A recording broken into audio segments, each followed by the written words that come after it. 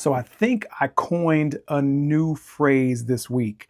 I might not have, but I've never heard anybody refer to this thing the way I referred to it this week. And I was talking with one of my clients, and it all came about because a lot of times we spend so much time focused on the differences that we see with the scale and little among the differences that are actually happening within our body. And I said to one of my clients, I said, we got to remember when it comes to weight loss that all weight loss is not good weight loss.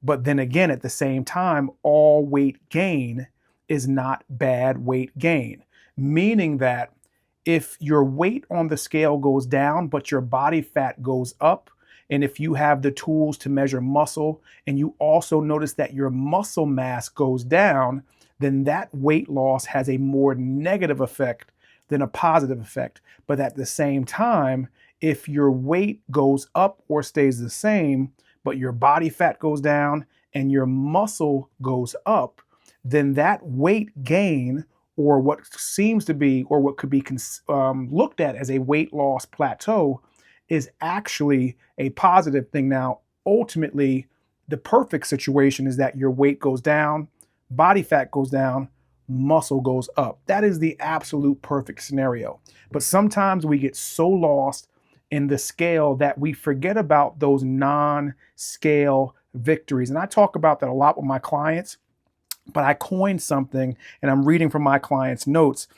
I said self-esteem wins. Like, what are those things that just make you feel good that are way beyond all of this other stuff? Like, one of my clients, he recently went on a vacation, and she was able to eat really good her entire vacation, and actually came back from vacation being lighter than she was before she left. And she said that that wasn't the best thing. The best thing, not even the weight loss, but the best thing was that she didn't drink and she didn't overeat for the first time in forever. She said this was the first vacation that she went on that she could remember not drinking and not overeating. So the fact that she lost weight was not even, that was like the icing on the cake. But the biggest, most important thing was the changes that she has made that led to the result of the scale going in the right direction. And she lost body fat and she gained a little bit of muscle over that period of time. So that was the biggest thing. But I was talking with one of my clients, and she said that she finally had to buy new pants. And she said she went from a size 12 to a size 10, and she's moving down into the size 8s. Now, the reason why this is important is because she actually gained over the last week a little bit under a pound. She gained 0.99.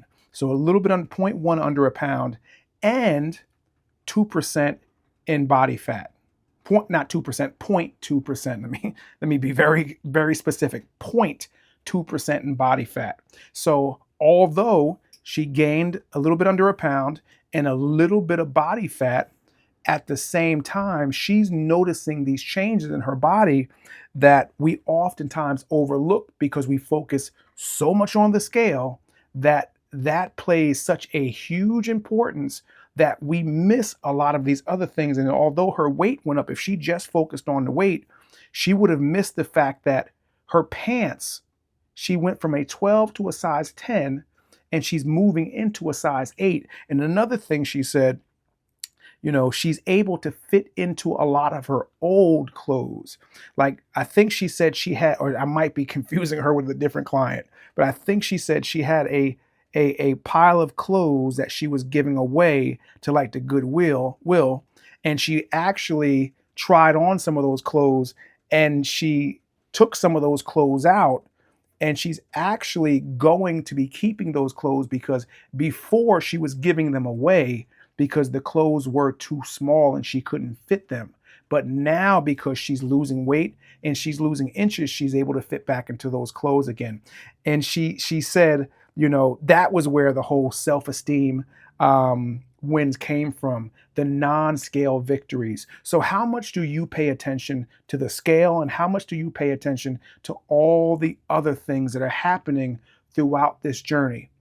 I encourage all my clients to pay attention as much to everything that's changing, because oftentimes you will notice that when that scale starts to slow down, when you start to get into the shape that you want to get into, it's going to be less about the scale will determine less how you look, and your body composition will start to matter more. So when you get to a point, and everybody says, and you've probably heard this before, that last 10 pounds is always the hardest 10 to lose. And for some people, it might be 5 pounds. For some people, it might be 15 or 20 pounds. But there will come a point where your weight loss will slow down, and you will need to look for other things to validate your forward progress and your success rather than the scale. Because remember, not all weight loss is good weight loss, and not all weight gain is bad weight gain. So you need to be able to have those checkpoints,